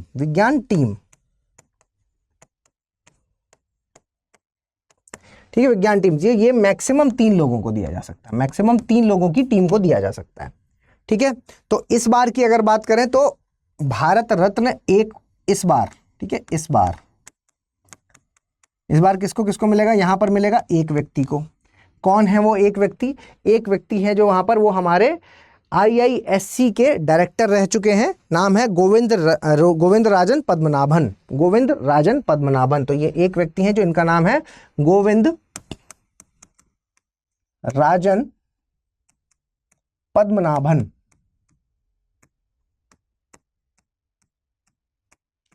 ठीक, गोविंद राजन पद्मनाभन। इसके अलावा यहां पर अगर आप देखेंगे तो 13 अवार्ड हैं जो वो विज्ञान श्री के दिए जाएंगे और 13 अवार्ड हैं जो विज्ञान युवा के दिए जाएंगे। 18 अवार्ड विज्ञान युवा के, कितने, 18। ठीक है, खैर ये नंबर टैली याद रखने की जरूरत नहीं, मेन जो है वो ये वाला पार्ट आपको याद रखना है। ठीक है, 56 मैक्सिमम और ये वाले हैं जो इतने लोगों को दिए जाते हैं। अभी इस बार है जो वो 13 और ये 18। ठीक है, इसके अलावा चंद्रयान की टीम को भी दिया जा रहा है इस बार। ठीक है, तो चंद्रयान की टीम को भी ये दिया जा रहा है। तो ये 2 पॉइंट आपको यहां पर याद रखने हैं कि किसको किसको दिया जा रहा है। तो एक जो विज्ञान रत्न है वो दिया जा रहा है गोविंद राजन पद्मनाभन जी को, जो कि IISc के डायरेक्टर रह चुके हैं पूर्व। और इसके अलावा एक चंद्रयान की टीम को, है ना, चंद्रयान 3 की जो टीम है इसको भी दिया जा रहा है। तो ये फैक्ट है जो ये पूछे जा सकते हैं प्री में डायरेक्ट। ठीक है, तो इनको ध्यान में रखिएगा, इतने सभी फैक्ट। ठीक है, आगे एनवायरनमेंट से संबंधित न्यूज देख लेते हैं।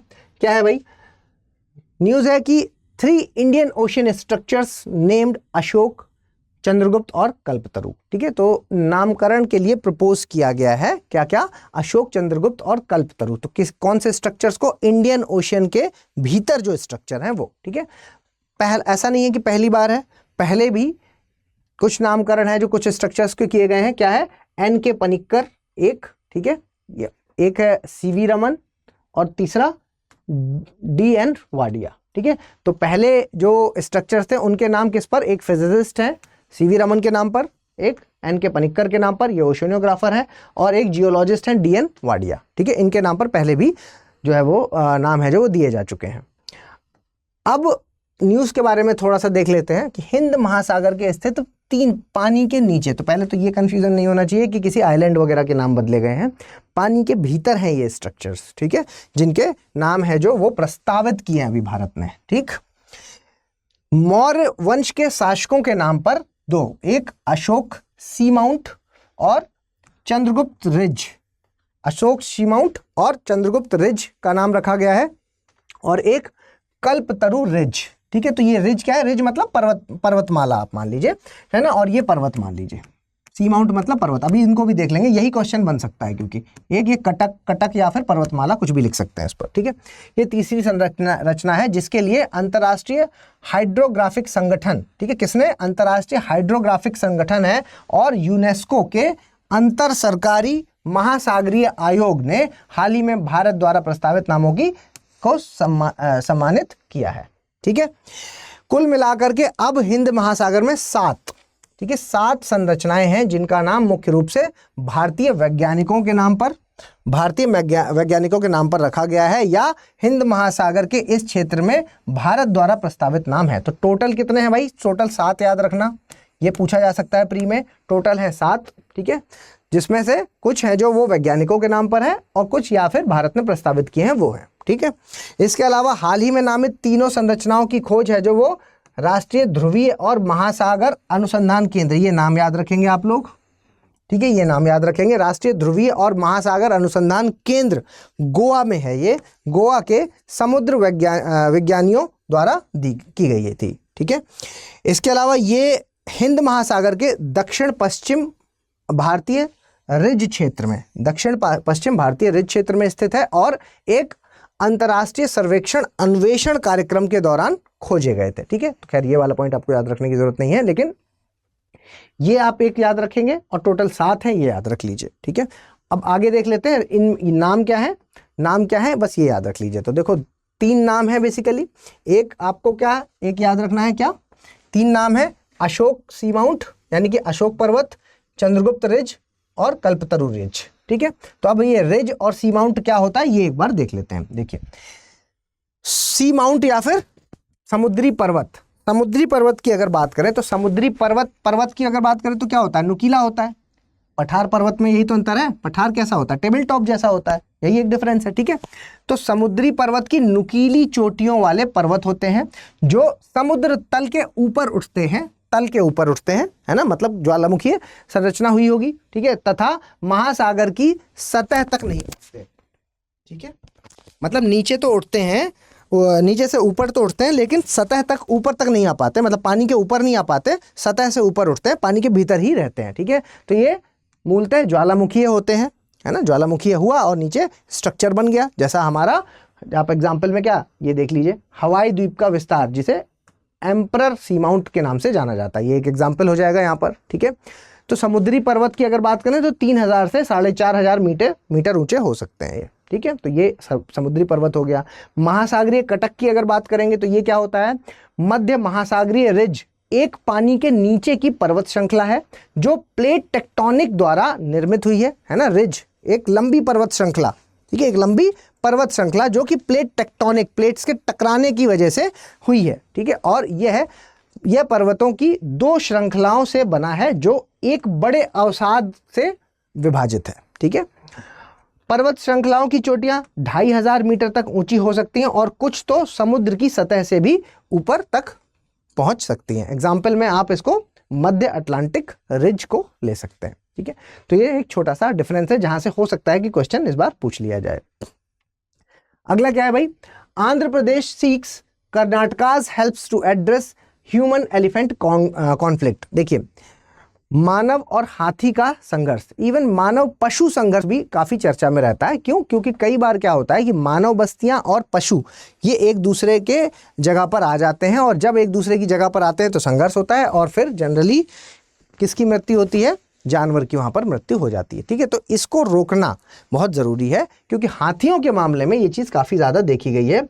हाथियों के मामले में ये चीज़ देखी गई है कि हाथी अपना एक बेसिक रूट है जो वो फॉलो करते हैं। ठीक है, अब मान लीजिए कि पानी पीने का रास्ता उनका फिक्स है, वो उसी रास्ते को जाएंगे। और आपने बीच में क्या बना दिया, रेलवे ट्रैक बना दिया, या आपने बीच में कोई हाईवे निकाल दिया, तो यहाँ पर क्या है, एक्सीडेंट्स वगैरह काफ़ी ज़्यादा हो जाते हैं। तो इनका जो गलियारा होता है, ठीक है, इनका जो गलियारा होता है, कॉरिडोर होता है, एलिफेंट कॉरिडोर जो होते हैं वो है जो मतलब इसमें क्या है कि इसको सेव करने के लिए कॉरिडोर जनरली बना दिए जाते हैं, ताकि ये इस मतलब एक बड़ा मान लीजिए ये एक क्षेत्र हो गया जहां हाथी रहते हैं और एक ये दूसरा क्षेत्र हो गया हाथी जहां रहते हैं, तो क्या करेंगे, इसको दोनों को आपस में एक कॉरिडोर से कनेक्ट कर देंगे और इधर उधर कंस्ट्रक्शन कर देंगे, ठीक है, ताकि ऐसा ना हो कि ये टकरा जाएं आपस में। लेकिन जब जिस जगह पर ऐसी स्थिति नहीं होती है उस जगह पर काफ़ी ज़्यादा एलिफेंट्स के साथ संघर्ष होता है, ठीक है। तो इसके लिए क्या एक तरकीब सोची गई है, एक कुमकी हाथी होते हैं, ठीक है, कुमकी, ठीक है। तो आप देख पा रहे हैं यहाँ पे आंध्र प्रदेश के जो डिप्टी चीफ मिनिस्टर है पवन कल्याण, इन्होंने, और क्योंकि ये एनवायरनमेंट मिनिस्ट्री का पोर्टफोलियो भी अपने पास रखते हैं, तो इन्होंने एक सॉल्यूशन के तौर पर निकाला है कि भाई कुमकी हाथी है जो उनको दीजिए। अब कुमकी हाथी क्या होता है, कुमकी हाथी है जो ये क्या है कि एक एशियाई प्रशिक्षित हाथी है, ठीक है, मनुष्यों के द्वारा एशियाई प्रशिक्षित हाथी है। तो ये क्या है, बचा सकता है। कुमकी हाथियों का उपयोग जंगली जानवरों को भगाने के लिए किया जाता है जब वे मानव बस्तियों में प्रवेश करते हैं। तो मतलब जंगली हाथी को भगाने के लिए ये जो कुमकी हाथी है, ये ट्रेंड है, इसका उपयोग किया जाता है। वे हाथी वन्यजीव संरक्षण के लिए उपयोगी माने जाते हैं और जंगल में गश्त लगाने तथा बचाव कार्यों के लिए भी इन हाथियों का उपयोग किया जाता है, ठीक है। तो ये चीजें हैं जो आपको याद रखनी है इसमें, ठीक है। आगे देखते हैं और आईआर वाले पोर्शन पे आ जाते हैं। और आईआर वाले पोर्शन में आप देखिए कि ये जो आर्टिकल है 5 guidelines to a dragon elephant tango, क्या है भाई, चाइना ने अपने 5 म्यूचुअल्स निकाले हैं, 5 म्यूचुअल्स की बात कर रहे हैं वो, और 5 म्यूचुअल्स में के तहत बिल्कुल वही वाली बात जो हमारा पंचशील था, तो बस वही आपको याद रखना है। क्योंकि चाइना क्या कह रहा है कि साथ मिलकर के एक ही क्षेत्र के लोग हैं, भारत और चाइना अब एक ही क्षेत्र में है तो मिलके रहेंगे, अच्छे से रहेंगे, अच्छे संबंध हैं, एक दूसरे के साथ परस्पर सहयोग करेंगे, एक दूसरे के साथ सारा जो बेनिफिट्स हैं वो शेयर करेंगे ताकि हम सब मिलकर के हमारा उत्थान हो जाए। तो ऐसी ही बातें करता है चाइना, है ना। तो ये तो कोई नॉर्मल बड़ी बात नहीं है, पहले से भी ऐसा कई बार कर चुका है। 1962 का वॉर हमें झेलना पड़ा है इन्हीं की बातों पर आने की वजह से। हालांकि इस बार हो सकता है कि ठीक भी हो इनके मंसूबे, लेकिन फिर भी गलती करेंगे नहीं इस बार, ठीक है। तो देखो पहले आपको क्या है, ये क्योंकि जो 5 म्यूचुअल्स दिए हैं, इन 5 म्यूचुअल्स का जो बेस है वो क्या है, पंचशील सिद्धांत। तो पंचशील क्या है ये पहले देख लीजिए। 5 जो पंचशील सिद्धांत के जो 5 पॉइंट है ये आपको हमेशा याद होने चाहिए और इनका आप यूज करेंगे अपने मेंस में, ठीक है। जब भी इंडो चाइना के बारे में आप इंटरनेशनल रिलेशंस में लिखेंगे तो आप इनका यूज कर सकते हैं। देखिए यहाँ पर प्रत्येक देश एक दूसरे की संप्रभुता और क्षेत्रीय अखंडता का परस्पर सम्मान, ठीक है, संप्रभुता और क्षेत्रीय अखंडता का परस्पर सम्मान, एक पॉइंट हुआ। दूसरा, गैर आक्रमण का सिद्धांत, कोई एक दूसरे के ऊपर ऐसा नहीं है कि आक्रमण करेगा, ये भी ध्यान रखना है इसमें। आंतरिक मामले में किसी प्रकार का हस्तक्षेप नहीं करेगा, ठीक है, कोई किसी तरह का इंटरफेरेंस नहीं होगा इंटरनल मैटर्स पे, ठीक है। इसके अलावा सभी देश एक दूसरे के साथ समानता का व्यवहार और परस्पर लाभ का सिद्धांत, ठीक है। मतलब अगर कोई ऐसी चीज है जिससे इस एरिया का बेनिफिट हो सकता है तो हम सबको बताएंगे, कोई ऐसी टेक्नोलॉजी है वो हम शेयर करेंगे, ठीक है। अगर ऐसा नहीं हो कि सिर्फ कोई ऐसा विकास हमने कर लिया जो हमने अपने लिए तो कर लिया लेकिन दूसरे का नुकसान हो रहा है तो होने देते हैं, ऐसा नहीं करेंगे। क्योंकि संसाधन है जो वो सबके लिए हैं, संसाधन क्योंकि सबके लिए है तो उसका बंटवारा भी सब में आपस में होना चाहिए, फेयर एंड इक्विटेबल डिस्ट्रीब्यूशन, है ना। नगोया प्रोटोकॉल आपको याद आ रहा होगा, है ना, जापान वाला 2010 नगोया प्रोटोकॉल, जिसमें क्या सबसे मेन बात यही निकल के आई थी, फेयर एंड इक्विटेबल डिस्ट्रीब्यूशन। तो वही चीज यहाँ पर भी एक चीज है कि भाई समानता, हालांकि इंटरनेशनल रिलेशन के पॉइंट से है और वहां पर संसाधनों के पॉइंट ऑफ व्यू से थी, ठीक है। तो समानता का व्यवहार और परस्पर लाभ के सिद्धांत। इसके अलावा सबसे महत्वपूर्ण, शांतिपूर्ण सह अस्तित्व, पीसफुल कोएग्जिस्टेंस, सब अपनी अपनी जगह पर आराम से एक दूसरे में रहेंगे, ठीक है, अपनी अपनी क्षेत्र में रहेंगे, कोई ऐसा नहीं है, शांतिपूर्ण तरीके से रहेंगे और कोएग्जिस्टेंस, सब साथ में ही रहेंगे, है ना। इसके तहत कहा गया कि सभी देश शांति बनाए रखेंगे और एक दूसरे के अस्तित्व पर किसी भी प्रकार का संकट उत्पन्न नहीं करेंगे, ठीक है। तो ये होगा, ये 5 पॉइंट आपको याद रखने हैं, ये पांचों पॉइंट 1954 में दिए गए थे, ठीक है। चलिए आगे बढ़ते हैं, 5 म्यूचुअल्स को देख लेते हैं जो चाइना ने किस उद्देश्य से कहे हैं। उन्होंने कहा है कि चीन और भारत के बीच द्विपक्षीय संबंधों को बढ़ावा देना है और स्थिर करने के लिए, ये जो संबंध कभी आप देखते हैं यहाँ पर स्थितियां हैं जो सारी चाइना की तरफ चली जाती हैं, कई बार भारत की तरफ चली जाती हैं, क्योंकि हर देश के भीतर क्या है, 2 ग्रुप चल रहे हैं, एक प्रो चाइना और एक pro India. Nepal, Maldives, Myanmar, अब तो आप कह सकते हैं बांग्लादेश, ठीक है। तो यहाँ पर अभी काफ़ी ज़्यादा चीज़ें, या श्रीलंका है ना, तो हर जगह हमारे जो पड़ोस में अगर आप देखेंगे तो यहाँ पर दो ग्रुप हमेशा चलते हैं, ठीक है।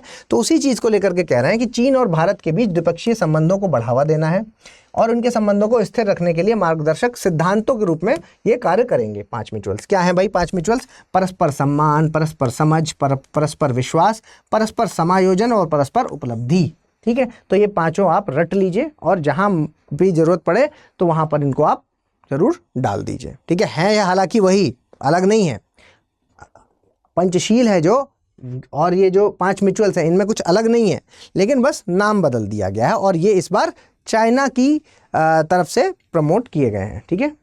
चलिए आगे देखते हैं। और change in the Bangladesh, the challenge for the India. देखिए बांग्लादेश में अभी आपको पता है कि तख्ता पलट की स्थिति चल रही है ना। बांग्लादेश में कैसा है? तख्ता पलट चल रहा है, तख्ता पलट हुआ है, ठीक है। तख्ता पलट हुआ है और तख्ता पलट होने की वजह से वहां की जो प्रधानमंत्री थी शेख हसीना, ठीक है, वो उन्होंने पीएम पद से इस्तीफा दिया है, और पीएम पद से इस्तीफा देने के बाद वो वहां से उनको वहां से देश छोड़ करके, मतलब वो देश छोड़ करके चली गई हैं। अभी वो भारत में है और फिर उसके बाद यूके वगैरह जाने का था, लेकिन उनका वो कैंसिल कर दिया गया। और उसके अलावा आप कह सकते हैं यूएसए ने उनका वीज़ा कैंसिल कर दिया, ठीक है।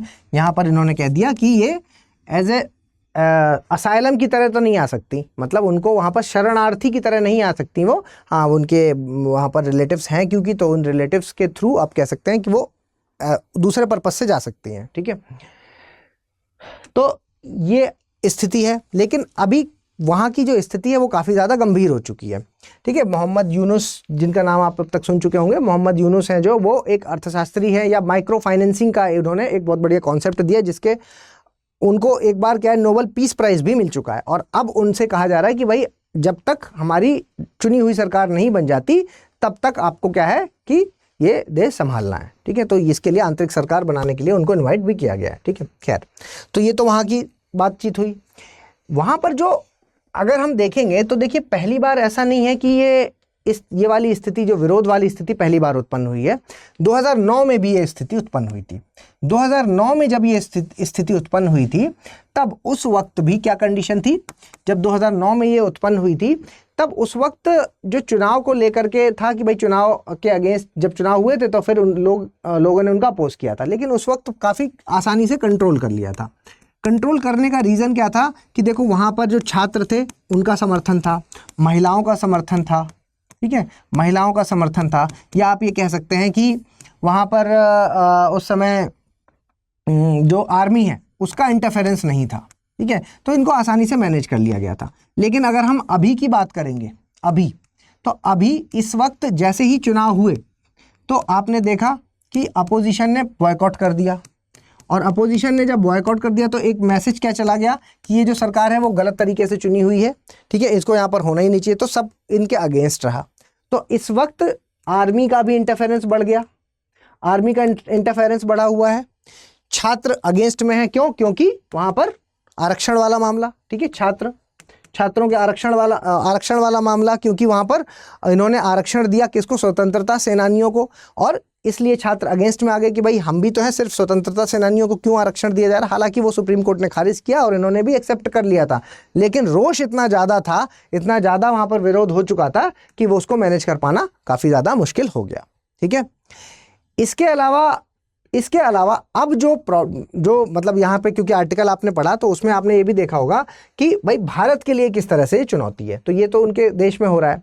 तो अब इसकी वजह से जो प्रॉब्लम हो रही है वो क्या हो रही है कि हिंदू लोग हैं जो, यानी कि आप ये कह सकते हैं माइनॉरिटीज़ या अल्पसंख्यक है, उनको वहाँ पर सताया जा रहा है या मारा जा रहा है। तो अल्पसंख्यक में कौन है? हिंदू, ठीक है, हिंदू है जो, उनको वहाँ पर मारा जा रहा है। तो एक तो देखो एक बहुत बड़ा चैलेंज ये है कि अगर हिंदुओं को सताया जाएगा वहाँ पर तो नियर बाई हमारी लोकेशन के हिसाब से सबसे पास हम हैं, और हम कैसे देश हैं, मतलब भारत कैसा देश है? भारत एक ऐसा देश है जो कि हिंदू बहुल देश है।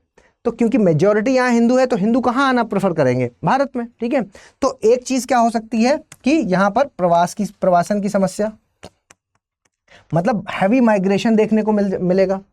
और ये एक भारत के लिए चिंता वाली बात है कि भाई इतना बड़ा माइग्रेट करके जब इतने सारे लोग आएंगे भारत में तो उनको यहाँ एकोमोडेट करना, ठीक है। नॉर्थ ईस्ट की स्थिति तो आपको पता ही है कि पहले से ही वो माइग्रेशन की वजह से परेशान है, ठीक है। वहाँ पर जो मेन जो आज हम इंसर्जेंसी की प्रॉब्लम देख रहे हैं उसका मूल जड़ पे अगर जाएंगे तो जड़ क्या है उसकी, प्रवासन की समस्या, कि भाई ये जो म्यांमार से लोग आए या जो बांग्लादेश से लोग आए वो सब यहाँ पर आ गए हैं, ठीक है। यही उनकी मेन समस्या है। तो एक और चुनौती यहाँ पर खड़ी हो जाएगी, ठीक है। तो ये है। इसके अलावा अभी वहाँ पर जमाते इस्लामी, ठीक है, जमाते इस्लामी, ठीक है, जमाते इस्लामी जैसे संगठन, जमात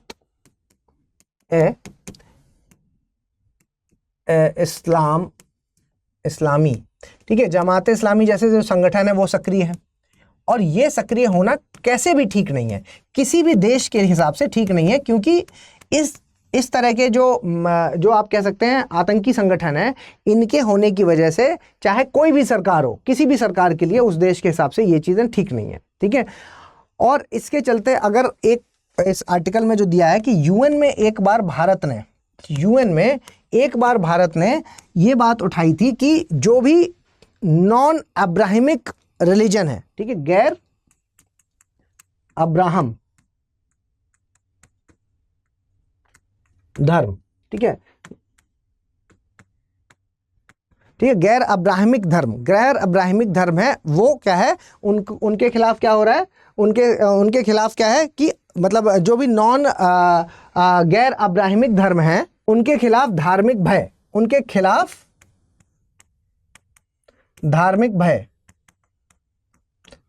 भय, इस चीज को क्या कहते हैं, जैसे आपने इस्लामोफोबिया सुना होगा, है ना। तो यहां पर क्या शब्द का इस्तेमाल किया गया था, रिलीजियोफोबिया, ठीक है, रिलीजियोफोबिया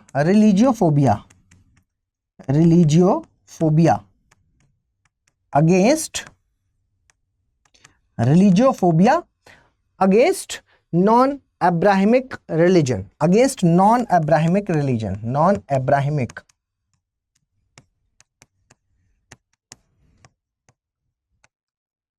ठीक है, रिलीजियोफोबिया, ठीक है। तो अब देखो ये सब चीजें जब इस तरीके से टर्मिनोलॉजीज चर्चा में आती हैं तो यहां से अपने आप में एक क्वेश्चन बनता है, ठीक है। तो इसलिए इन सब चीजों को आपके लिए पढ़ना जरूरी होता है। मतलब नॉन अब्राहमिक का मतलब आप ऐसे समझ लीजिए कि जैसे कि हिंदू हो गए, ठीक है, अब्राहिम के बाद के, ठीक है, या इब्राहिम के से पहले वाले, इब्राहिम के बाद वाले कौन से हो गए, ये सब ये जो अभी मुस्लिम हो गया और ये जितने भी नए धर्म हैं, ठीक है। लेकिन अगर उनसे पहले की बात करेंगे तो हिंदू हो गया, जैन हो गया, ठीक है, बौद्ध हो गया, ये सब नॉन अब्राहमिक में आ जाएंगे। तो यहाँ पर हम ये बात कह सकते हैं कि यूएन में भारत ने तो बहुत पहले ये बात उठाई थी, लेकिन बांग्लादेश इसका सही एग्जाम्पल है, बांग्लादेश, ठीक है, बांग्लादेश इसका सही एग्जाम्पल है, जो कि अभी यहाँ पर दिख रहा है कि ऐसा है कि हाँ भाई हिंदू के अगेंस्ट यहाँ पर धर्म के आधार पर ही तो चुन करके हिंदुओं को मारा जा रहा है, ठीक है। तो ये वाली एक प्रॉब्लम है जो वो क्रिएट हो गई है, ठीक है। तो एक तो आपने देखा कि भारत के लिए ऐसी प्रॉब्लम, दूसरी अगर मैं प्रॉब्लम की बात करूं तो देखो आप ये देखिए, आप भारत और बांग्लादेश की अगर आप स्थिति देखेंगे तो भारत की और बांग्लादेश की स्थिति में ये है। अब ये वाला जो हिस्सा है, ये हिस्सा क्या कहा जाता है, ये है आपका सिलीगुड़ी कॉरिडोर, ठीक है, सिलीगुड़ी कॉरिडोर है या फिर चिकन नेक कॉरिडोर के नाम से भी जाना जाता है। और ये मात्र 25 किलोमीटर के आसपास का क्षेत्र है। और अगर देखिए यहाँ पर चीजें हमारे अगेंस्ट चली जाती हैं, ठीक है, ये वाला जो क्षेत्र है, ये हमारे अगर ये बांग्लादेश वाला जो क्षेत्र है, ये अगर भारत के अगेंस्ट रहता है तो हमारी जो नॉर्थ ईस्ट की कनेक्टिविटी है, ये हमारा पूर्वोत्तर भारत है, इसकी कनेक्टिविटी के लिए हम पहले से ही ये चिंतित रहते हैं कि अगर ये वाला हिस्सा यहाँ पर आपका आप देखते हैं कि इधर भूटान वाले क्षेत्र में आप देखते हैं क्या कि भाई डोकलाम वाले क्षेत्र में यहाँ पर कंस्ट्रक्शन वगैरह अभी शुरू हो गया था, ठीक है। तो उसको रोकने के लिए भारत को आगे आना पड़ा। लेकिन सिलीगुड़ी कॉरिडोर या चिकन नेक कॉरिडोर में अगर चाइना का कोई भी हस्तक्षेप शुरू होता है इस जगह से या यहाँ आसपास आते हैं तो हमारे लिए बहुत बड़ी खतरा हो जाएगा, क्योंकि हमारी नॉर्थ ईस्ट की कनेक्टिविटी के लिए और कोई जगह नहीं है। हमने इसके विकल्प के रूप में क्या देखा था, बांग्लादेश देखा था, है ना, या हमने म्यांमार से देखा था। तो म्यांमार में भी अभी स्थिति आपको पता है कि काफ़ी ज़्यादा खराब हो रही है, वहाँ भी तख्ता पलट वाली स्थिति ही चल रही है, ठीक है। तो इस वजह से भी भारत के लिए ये चिंताजनक है। तो 2 पॉइंट आपको यहाँ पर मिल गए, है ना, चिंता वाली बात है जो एक हमारे नॉर्थ ईस्ट के लिए चिंताजनक है, और दूसरा जो हिंदू लोग हैं जो वो एकदम से अगर भारत में आते हैं तो उनको इतने सारे लोगों को एकोमोडेट करना, ये भी एक चिंता की बात है, ठीक है। तो यही पॉइंट इसमें कहे गए हैं, ठीक है। चलिए, तो आज के क्वेश्चंस, मेंस के क्वेश्चन देख लेते हैं। भारत में आरक्षित वर्गों का उपवर्गीकरण अधिक समावेशी सकारात्मक कार्यों के लिए आवश्यक है। सर्वोच्च न्यायालय के हालिया निर्णय के आलोक में इस कथन पर चर्चा करें। आपको लिखना है 250 वर्ड में और मुझे मेल कर सकते हैं इसको लिख करके। मनरेगा न केवल ग्रामीण बुनियादी ढांचे और परिसंपत्तियों के निर्माण में प्रत्यक्ष योगदान देता है, बल्कि अप्रत्यक्ष रूप से ग्रामीण मांग और रोजगार बढ़ाने में भी मदद करता है। इस योजना से जुड़ी उपलब्धियों और मुद्दों पर चर्चा करें, ठीक है। तो ये 2 क्वेश्चन आपके लिए हैं कि आपको इनको लिखना है। आप कमेंट बॉक्स में भी लिख सकते हैं, मतलब पेस्ट कर सकते हैं, या आप लिख करके मुझे मेल भी कर सकते हैं, और यहाँ पर या टेलीग्राम पर भी भेज सकते हैं। ये मेरे टेलीग्राम के जो टेलीग्राम हैंडल है उनकी डिटेल्स हैं। ओम द्विवेदी स्टडी IQ ये मेरा चैनल है, और ओम द्विवेदी मेंटोरशिप ग्रुप, इस पर आप सिर्फ और सिर्फ एकेडमिक डाउट्स, मतलब पढ़ाई लिखाई से संबंधित एकेडमिक डाउट्स हैं जो वही पूछ सकते हैं। और पर्सनली ये मेरा अगर कोई मैसेज करना है तो वो इस पर भी कर सकते हैं, ओम द्विवेदी 007, ठीक है। जल्दी मिलेंगे अगले लेक्चर में, तब तक के लिए धन्यवाद। हिंदी में UPSC की तैयारी से संबंधित प्रोग्राम्स को देखने के लिए सब्सक्राइब करें स्टडी IQ IAS हिंदी।